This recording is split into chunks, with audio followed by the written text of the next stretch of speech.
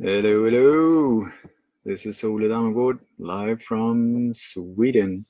It's in the middle of the night. It's the 22nd of October 2019. It's 1 1:28 a.m. I'm dead tired. I'm on tour here.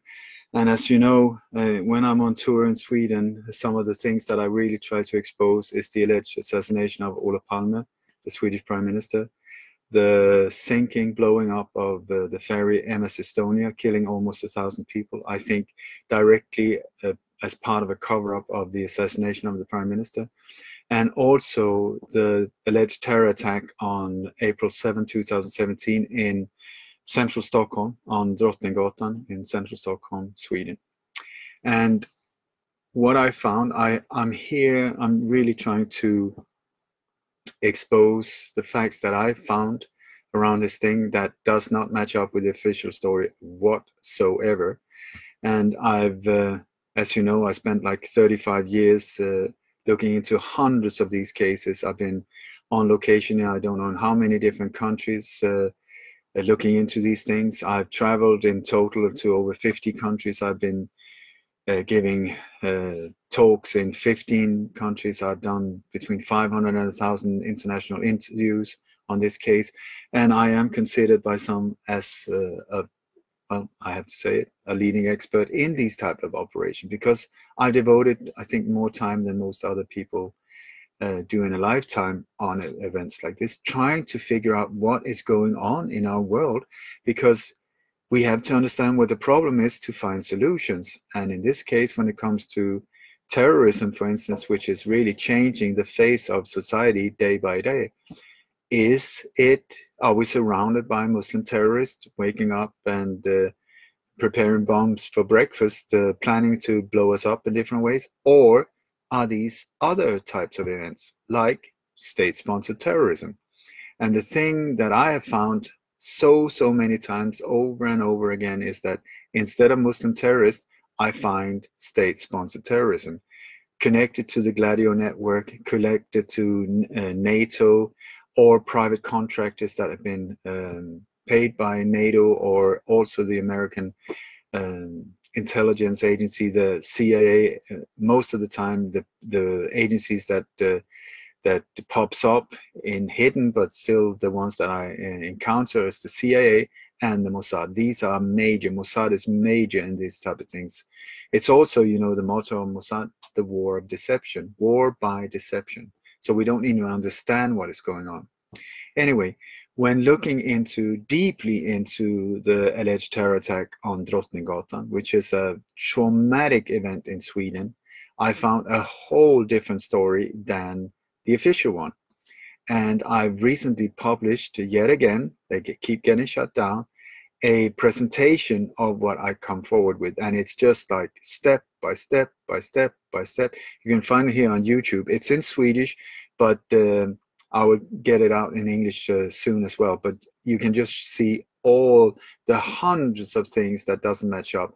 And I also present a very, I would say, pretty strong case of who actually carried it out, all based on the old problem, reaction, solution. You know, scare the living bejesus out of us with a problem, a bomb, an attack, a mass shooting, a virus, a financial crash, to get the reaction from us. Oh my God, we need protection, we need protection. And then we turn towards the people we have elected to protect us, not understanding that it's actually them who carry it out, saying, please, please save us. And they will then say, well, the only way we can save you with this horrible problem is, and boom, there comes the solution, which is the reason for this whole operation, the solution. And the solution, like I always say, is always something we would never ever have accepted had it not been for the problem, reaction, solution. And also it's the same solution every time. You lose your freedoms, you lose your liberties, your human rights. You have to accept more and more surveillance, more and more cameras, more and more body scanners, more and more facial recognition, more and more censorship on the internet, more and more robocops in the streets, all for your protection because they really, really care about you. Not. Anyway, so when looking into the Drottninggatan attack or the attack in central Stockholm 2017, There was a video that aired. I don't know who put it up there, but it came on YouTube showing a filmed conference. It's from the inside. It's almost like a TED conference, but for an organization called Samverkan in Stockholm. This is an organization that is coordinating the different authorities like the fire brigade, the police, the security police, the hospitals, the ambulances, all of these, and the military in disaster areas and catastrophes and so on. So, well, it's good if something really bad goes down. This conference, there is a man, he's the chief of security for the Landsting or Länsstyrelsen in central Stockholm. It's sort of like a big, what can you call it, stately organ that connects all of these things. It's called, and his name is Ole Slettenmark. Ole Slettenmark. He's the chief of security, and in this video, this presentation, he says that they were preparing for a drill on May 10, 2017, and the name of this drill was Styrbjörn, Operation Styrbjörn. They had planned to carry this attack out, but then things came in beforehand and they had to change their plans. What happened was that the attack on April 7, he said, as part of this drill, that's his word, as part of this drill, he sent out a mass email to all of these different parts of government organisms 1 minute before the attack.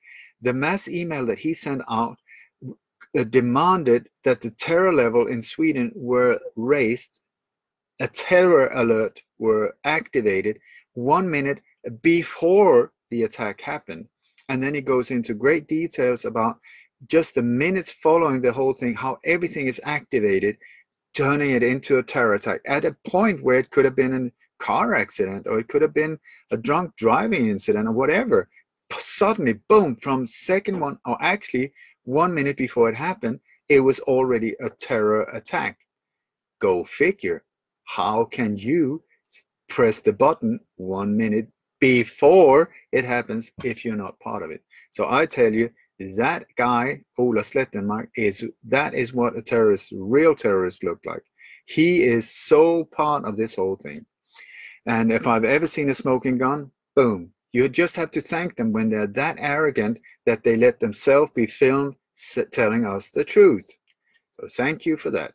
Anyway, since he has admittedly been part of this, he is an interesting person in my world. So I've been tracking him down with the help of some beautiful friends who have also found out stuff of him by checking him out on the internet, their social media accounts and so on. And what we found is highly, highly disturbing, because what he says is that, for instance, on October the 6th, he was on his way to Barcelona in Spain, and for the last steering committee meeting in this international project that we are taking part of, his words, on November the 15th, there will be the result of this will be presented as at the @ it's a Twitter account. They will be the ones presenting it at Mayor of London.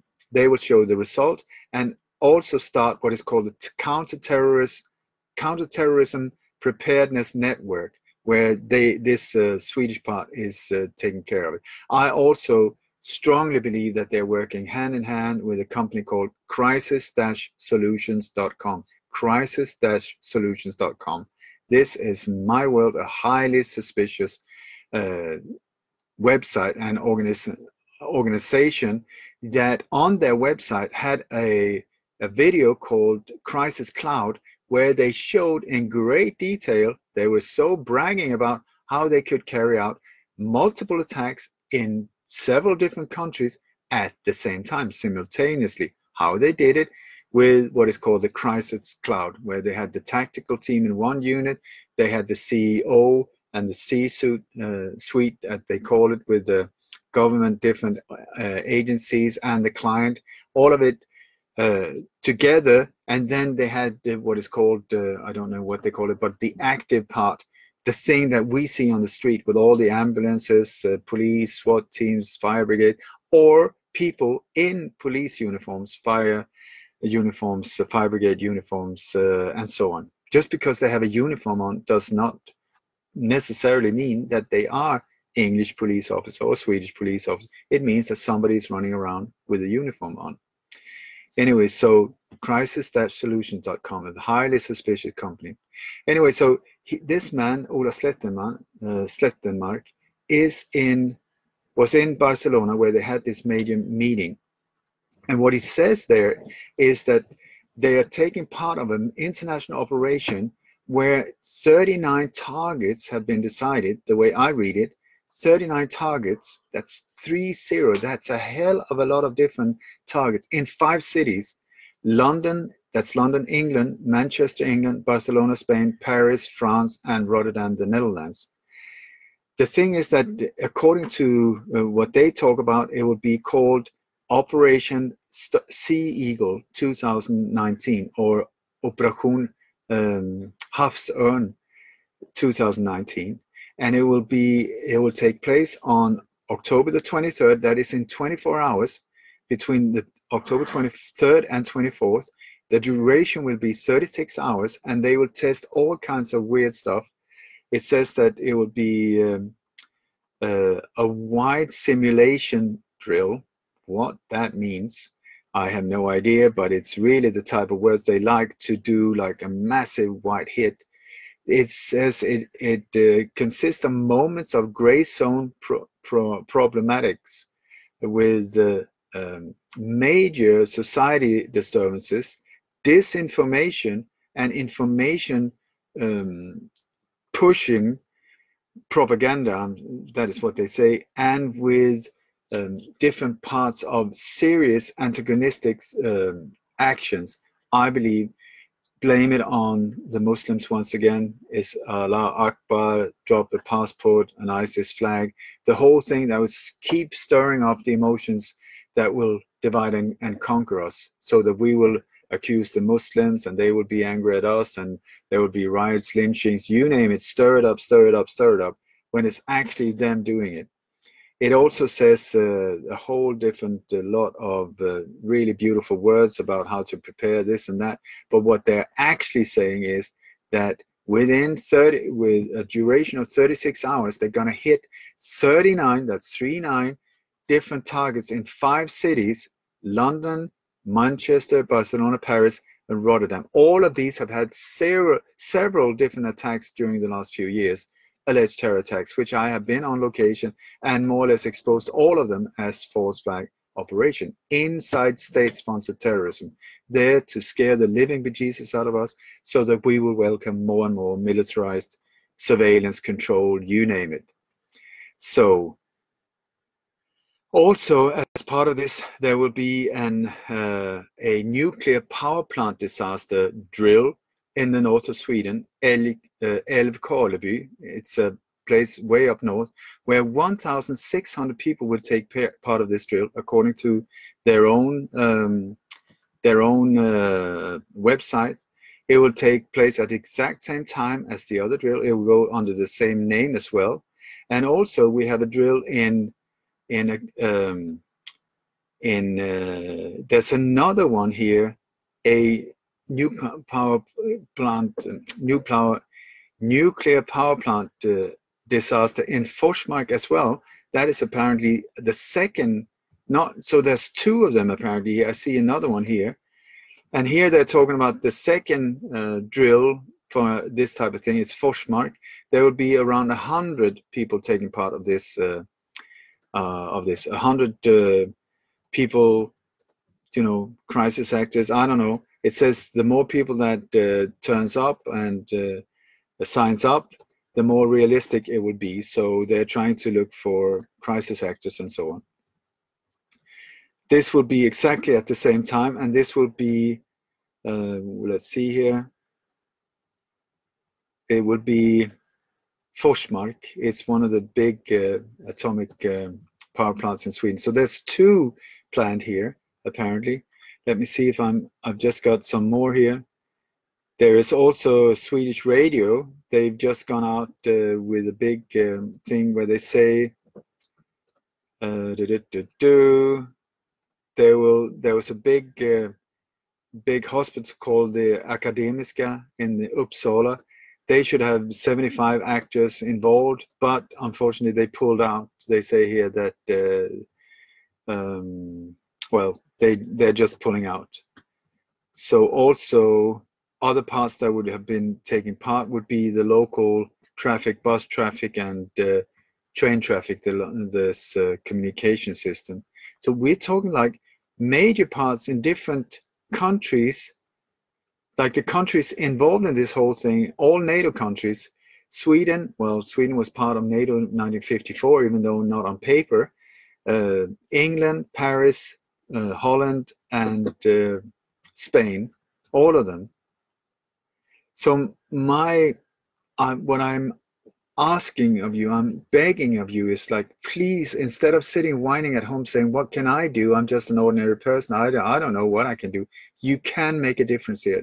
Let's spread this information as fast as possible to as many as possible, so that by aiming the light right into the belly of the beast, they will not be able to pull this one off. Because if they pull it off, I tell you, this will have heavy repercussions.